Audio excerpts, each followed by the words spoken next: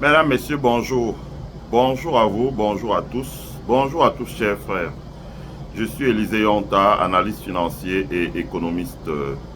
Et je fais une présentation sur le holding bancaire qu'a créé l'État du Burkina Faso pour accélérer le développement du secteur bancaire.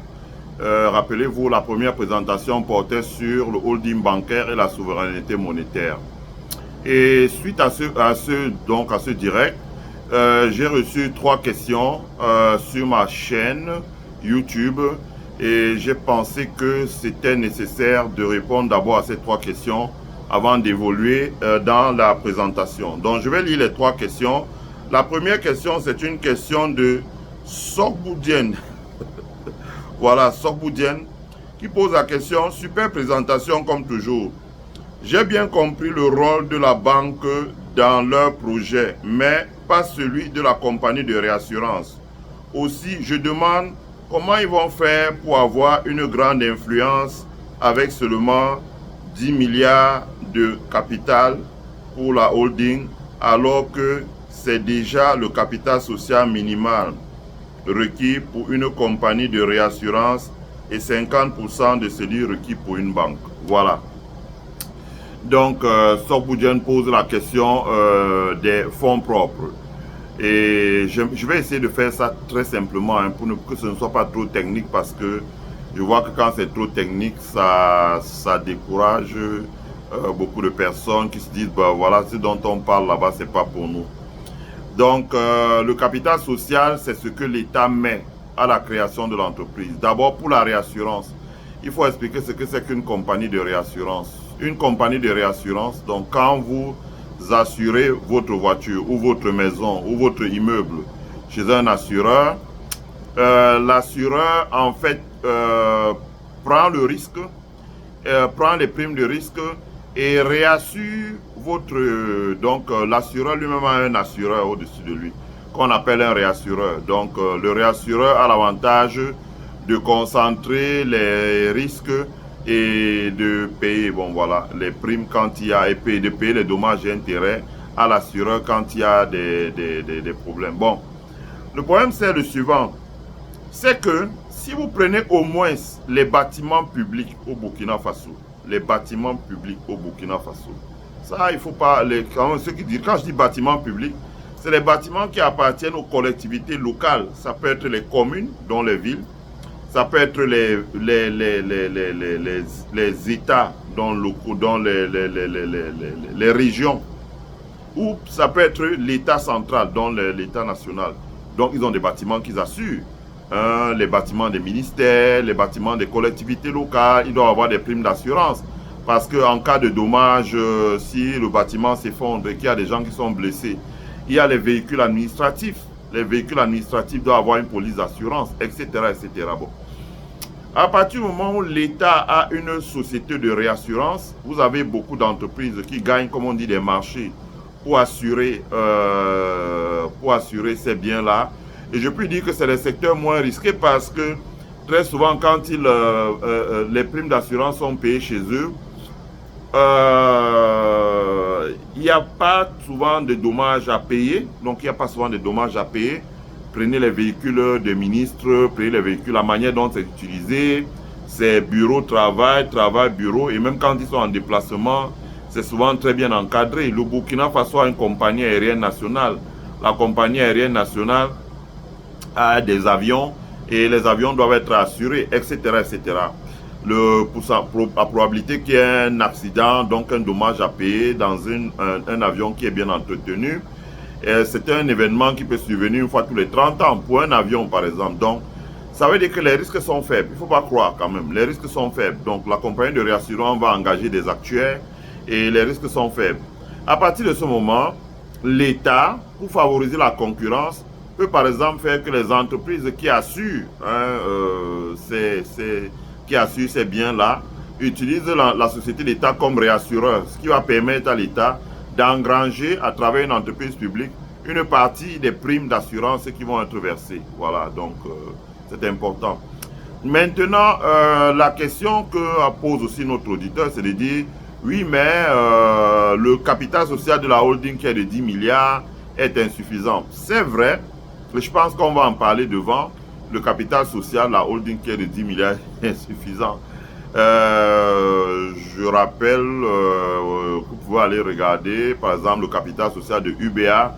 Regardez avec quel montant de capital social UBA a été créé et regardez quel est le montant du capital social aujourd'hui. Donc, ça, c'est important parce que ça permet que le capital social des entreprises soit, c'est qu'il y a des techniques qui permettent que le capital social, ça ne veut rien dire en fin de compte. Je veux dire, si vous regardez par exemple aux États-Unis, une entreprise comme Home Depot, qui réalise un chiffre d'affaires de 400 milliards, par exemple, et qui a 100 milliards de fonds propres, le capital social qui a permis la création de Home Depot n'est que d'une valeur de 8 millions de dollars. Donc, ça ne veut rien dire. Parce que l'entreprise, pour se financer, elle ne se finance pas uniquement le capital social, elle va recourir à d'autres choses. Et en la matière, et on va voir ça quand on va parler de l'inclusion financière, le gouvernement du Burkina Faso peut utiliser ce holding pour faire les levées de fonds, pour émettre des actions de l'equity et engranger de l'argent. Donc, j'aime pas trop l'expression levée de fonds parce que quand vous prenez un pays comme le Cameroun aujourd'hui, la dette a complètement explosé. Et pour cacher l'endettement, on continue à écrire dans les journaux. C'est ce qu'on demande maintenant aux journalistes d'écrire, levée de fonds. Donc, les gens se rendent plus compte de la dette jusqu'au jour où Paul Biya ne sera pas là et on va leur tendre la facture. Et c'est là que les gens n'auront que leurs larmes pour pleurer. Donc, c'est important. Donc, si je me résume, je voulais dire qu'une compagnie de réassurance, c'est une bonne chose parce que dans beaucoup de pays d'Afrique, on l'a vu, on n'a pas de réassureur. Les gens assurent des bâtiments et vont se retrouver vers un réassureur qui est basé à l'étranger. Et naturellement, le réassureur qui est basé à l'étranger se fait payer en devise, alors qu'il s'agit d'une prestation de service. Un réassureur burkinabé, ça peut permettre à l'État burkinabé de faire ses premiers pas. Si vous regardez en Chine, l'essentiel des réassureurs sont des entreprises publiques chinoises. Donc, je ne dis pas qu'on doit tout copier de la Chine. Mais même ici aux États-Unis, les réassureurs, l'État est présent dans leur capital social à hauteur de 35% via des fonds d'investissement de l'État, donc comme la holding là. Et l'État, en plus d'être présent à 35%, a parfois les droits de vote doubles sur un certain nombre de décisions stratégiques. Donc, ça ne devrait pas poser problème. Ok. J'espère que j'ai répondu à la question. Je vais essayer d'aller vite. La deuxième question, c'était bonjour, monsieur, c'est Boston l'Afrique qui pose la question. Bonjour, monsieur. Dans une interview, monsieur Paul Fokam Kamouni disait que son erreur était de trop vouloir évoluer avec le CFA. Mais en écoutant votre vidéo, j'ai l'impression d'entendre le contraire. Oui. Monsieur Paul Fokam Kamouni est dans une interview chez Jules Domché, donc sur Vox Africa, quand il lui a posé la question, est-ce que vous avez eu à faire des erreurs? Et monsieur Paul Fokam Kamouni a répondu, oui, j'ai eu à faire des erreurs, et parce que j'ai pensé qu'on pouvait faire de grandes choses dans la zone CFA. Voilà ce que Paul Fokam Kamouni a dit.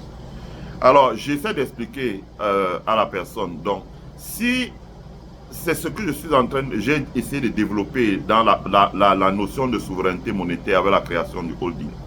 C'est que pour avoir un secteur bancaire fort, il faut avoir un système monétaire fort, il faut avoir un secteur bancaire qui soit fort, avec des capitaux nationaux. Or, lorsque Paul Fokam, si j'ai bien compris Paul Fokam, je n'interprète pas sa pensée.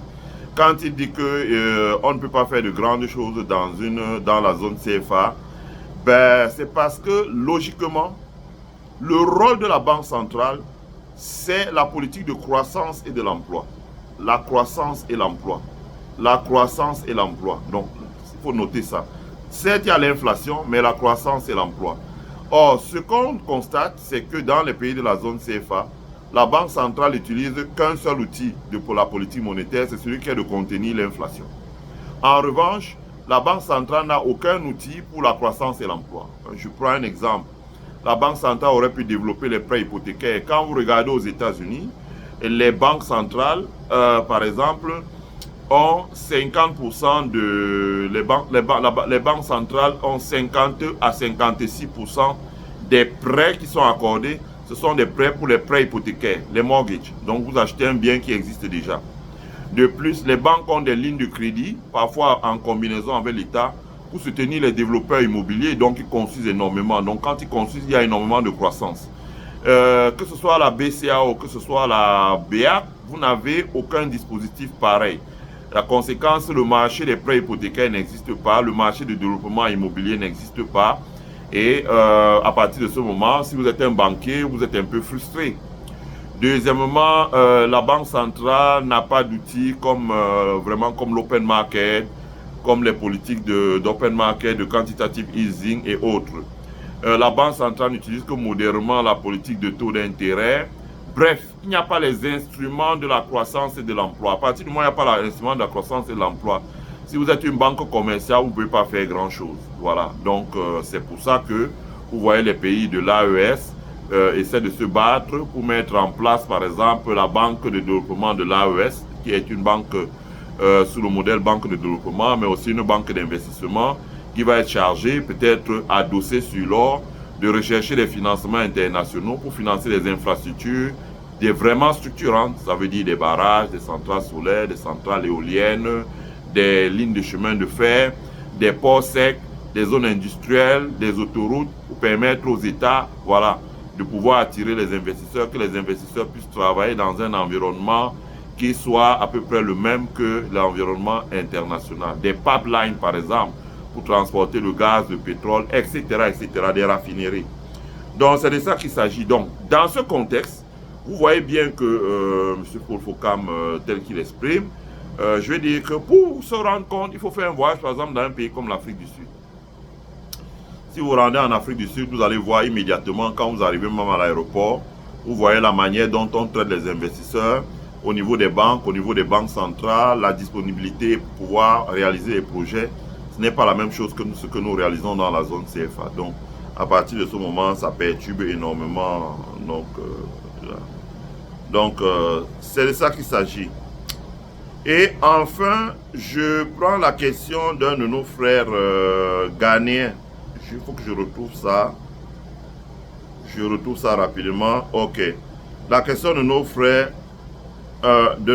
ghanéens, qui est Masiki Kehema, qui dit Monsieur Élisée Yonta, je me demandais comment l'économie ghanéenne, qui semble mieux se porter en ce moment, se débrouillait quasiment sans banque publique. Oui.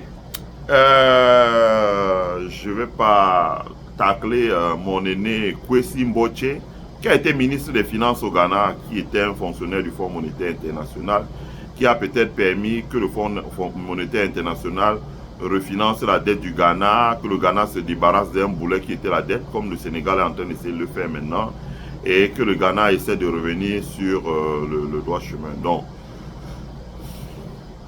ce que j'aimerais dire, c'est que le Ghana n'est pas un pays développé. Le Ghana dépend encore pour une grande partie des financements extérieurs et non pas de la création monétaire. Le Ghana n'a donc pas par conséquent un système bancaire, mais c'est une économie qui fait son bon chemin, qui fait mieux que d'autres, qui fait mieux que d'autres qui sont médiocres. Mais le Ghana au moins n'est pas à l'heure où on parle un pays à revenu intermédiaire. Il ne l'est pas. Ce n'est pas un pays à revenu intermédiaire. Ça reste encore un pays, je veux dire, à coincer entre revenus intermédiaires et pays pauvres très endettés. Il est là quelque part. Donc, pourquoi vous parlez seulement du Ghana? Pourquoi vous ne parlez pas par exemple de l'Éthiopie? Pourquoi vous ne parlez pas par exemple de l'Égypte? Parce que quand vous allez dans ces pays-là, l'Éthiopie, l'Égypte, vous voyez des banques publiques. L'État a le droit de créer des banques publiques.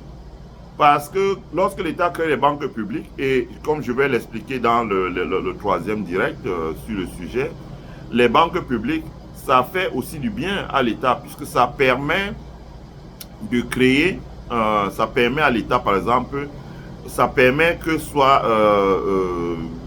que dans l'organisation de l'économie, que l'État utilise ces banques publiques pour financer des projets dont la rentabilité est un peu longue et où les entreprises ne veulent pas aller. Je vais expliquer ça quand on va arriver à l'inclusion bancaire. Hein, on va parler des banques, le système des banques populaires, des banques coopératives, mais également des banques de développement. Parce qu'avec les banques de développement, vous avez certains projets. Par exemple, quand vous voulez financer une cimenterie, si vous prenez un crédit, comme on dit capital expenditure, c'est être a high intensity of capital expenditure. L'intensité de l'argent dont vous avez besoin pour construire l'usine, acquérir les machines, ça demande beaucoup d'argent pour pouvoir démarrer, acheter les camions pour le transport. La cimenterie est très coûteuse. Si le Burkina, à travers l'État, ne développe pas de banques de développement, jamais vous n'aurez des cimenteries, mais vraiment d'une certaine taille, d'une taille considérable, genre 1 milliard de dollars et d'euros d'investissement à capitaux burkinabé. Vous n'aurez pas ça. Donc, il ne faut pas croire, il faut que l'État s'implique, parce que l'État a la garantie, l'État a les moyens de financer l'économie. Ça n'empêche pas que les banques privées soient là, parce qu'il ne faut pas seulement les banques d'État. Il faut, en plus des banques d'État, la holding que Yenenga peut également structurer l'arrivée sur le marché des banques populaires au Burkina Faso. Des banques populaires. Le Burkina a déjà commencé dans l'industrie avec l'actionnariat populaire. Il peut commencer par exemple de la même chose qu'il a fait avec l'APEC dans l'industrie pour l'actionnariat populaire. Il peut répliquer ça dans le secteur bancaire en créant des banques à actionnariat populaire. Ça veut dire que quand vous ouvrez votre compte dans la banque, vous devenez un actionnaire. Par exemple, moi ici aux États-Unis, j'ai un compte dans une compagnie d'assurance qui est une mutuelle et j'ai un compte dans une banque qui est également une banque populaire. Donc, les deux, à la fin d'année, quand les banques font des bénéfices, elles mettent en réserve la moitié de leurs bénéfices et l'autre moitié de leurs réserves, elles le distribuent à tous les clients qui sont propriétaires d'un compte bancaire. Ça s'appelle des banques populaires. À partir de ce moment, ça permet que les gens qui ont ouvert des comptes récupèrent les dividendes d'une banque. Voilà. Donc, quand vous regardez même la France est construite sur le modèle des banques populaires, avec le crédit mutuel, banque populaire, crédit coopératif, etc., etc. Mais ça, là, on a caché ça aux Africains. On leur a montré plutôt la BNP, la Société Générale, Paribas, etc., etc., etc. Et même, je me rappelle, quand on était étudiant, ce n'était pas conseillé d'aller faire un mémoire de ce genre, sur ce genre de sujet. Ce n'était pas apprécié. Donc, on peut en parler. Donc, il faudra suivre les prochaines présentations. On va en parler. Et si vous avez encore d'autres questions, laissez-les. Je me fais un plaisir de répondre. Parce que l'essentiel ici, ce n'est pas d'aller vite. Mais l'essentiel ici, c'est d'expliquer pour que les gens puissent comprendre au maximum. Donc, je me résume. La réassurance, c'est une compagnie, quand les compagnies d'assurance collectent les primes pour assurer un bien, font des études techniques, etc., elles ne gardent pas l'assurance de ce bien-là. Elles le revendent aux compagnies d'assurance, moyennant elles aussi un premium. Et les compagnies d'assurance ont un système où elles se mettent ensemble pour fractionner le risque de manière à ce que cela ne pèse pas tellement sur elles. Et le fait que l'État du Burkina créer une compagnie de réassurance publique, ce n'est pas quelque chose de mauvais. C'est une bonne chose. Ça va permettre que certaines compagnies qui allaient faire, par exemple, l'assurance des biens publics et allaient faire la réassurance dans un pays étranger, ce qui nécessitait des devises pour pouvoir payer la réassurance à l'étranger, ça peut désormais être fait au Burkina Faso. L'État du Burkina peut engager des actuaires pour faire ce travail-là et des techniciens pour faire ce travail-là, ce qui va permettre au pays d'économiser énormément en devises. Je pense que là-dessus, c'est bien vu pour le capitaine Ibrahim Traoré et la team des gens qui le conseillent. Première chose. Deuxième chose, Paul Fokam Kamouni avait dit oui, on ne peut pas faire de grandes choses dans la zone CFA. Je pense qu'il ne parlait pas forcément enfin, il parlait pas du billet de banque que vous avez. C'est pas ça, c'est pas le problème. Hein, le problème, c'est le système monétaire. Le système monétaire, je rappelle ce qu'est un système monétaire. Cela désigne l'ensemble des moyens de paiement, les institutions financières, les banques, la banque centrale, etc., etc. Mais également l'ensemble des institutions de paiement, mais également d'autres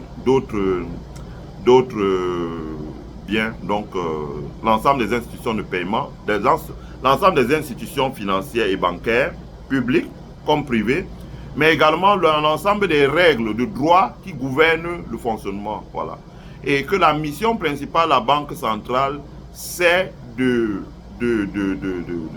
la mission principale de la Banque centrale, c'est la politique de la croissance et de l'emploi, la croissance économique et l'emploi. Ce n'est pas seulement de contrôler l'inflation, c'est la croissance et l'emploi. Or, dans les pays de la zone CFA, que ce soit la BCA ou en Afrique de l'Ouest ou la BEAC en Afrique centrale, vous ne retrouvez pas de politique de croissance et de l'emploi comme vous pouvez retrouver par exemple en Égypte, comme vous pouvez retrouver en Éthiopie, comme vous pouvez retrouver en Afrique du Sud ou comme vous pouvez retrouver au Nigeria. La réserve fédérale, par exemple, s'il n'y avait pas la banque centrale, la Fédérale Réserve du Nigeria, Aliko Dangote n'aurait jamais conçu la raffinerie du Nigeria. Et on peut voir comment la raffinerie du Nigeria soulage énormément les personnes. Donc, ce qui veut dire que ce n'est pas le cas dans ces choses-là. Donc, c'est important dans la politique de croissance et de l'emploi. Deuxièmement, la personne a dit que le Ghana n'avait pas de banque. Il y a une autre personne qui a posé la question en disant le Ghana n'avait pas de banque publique et du fait que le Ghana n'ait pas de banque publique, il n'y a pas de problème au Ghana. Ben, là aussi, je ne suis pas d'accord avec lui parce qu'il aurait pu prendre l'Éthiopie par exemple. Et la création de banques publiques au Burkina Faso est une bonne chose parce que ça va permettre qu'il y ait une concurrence. Il faudra suivre la suite de mon développement. Le holding bancaire, quand on va parler de l'inclusion, je vais vous montrer ce qu'on peut faire avec un holding bancaire. Au-delà de la gestion des participations, ce qu'on peut faire avec un holding bancaire pour pouvoir améliorer, diversifier le secteur bancaire. Voilà. Ce qui est intéressant avec les pays de l'AES, c'est qu'ils essaient de trouver des solutions légales de contournement des déficits d'action de la Banque centrale. Par exemple, quand ils ont mis en place leur banque d'investissement et de développement, c'est une banque qui va leur permettre de faire beaucoup de choses. Par exemple, quand les pays engrangent des réserves, ils peuvent émettre des titres au niveau de la Banque centrale à Abidjan, chacun des pays, et la Banque centrale là peut racheter ces titres-là et les détenir.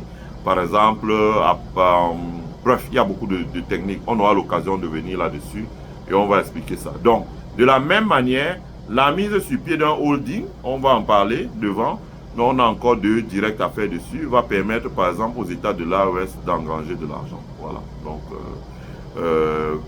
va permettre l'État de l'AES de trouver des ressources longues pour pouvoir irriguer le secteur bancaire et financer l'économie. Voilà, c'est important. En l'occurrence, le secteur des banques d'État, le secteur des banques populaires, le secteur des banques coopératives, le secteur des banques actionnariat populaires et coopératives, mais également le secteur des banques dites de développement. Voilà, c'est important. Voilà. Parce que dites-vous bien qu'aux États-Unis, il y a 52 États.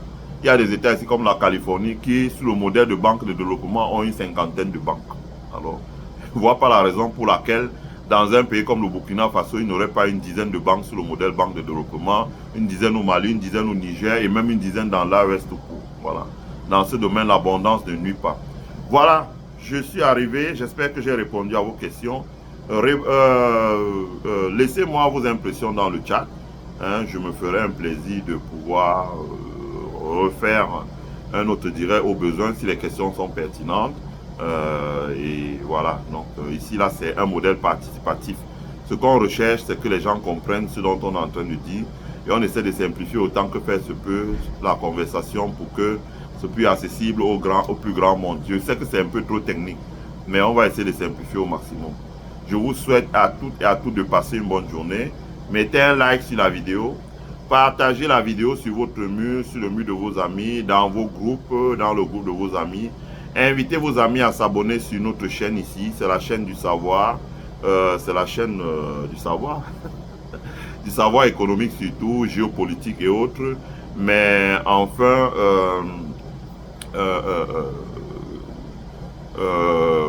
je veux dire, participer au développement de notre chaîne en donnant 1, 2 ou 3 $ pour soutenir voilà, l'acquisition d'équipements pour accélérer le développement de notre chaîne. Passez une bonne semaine. Bye.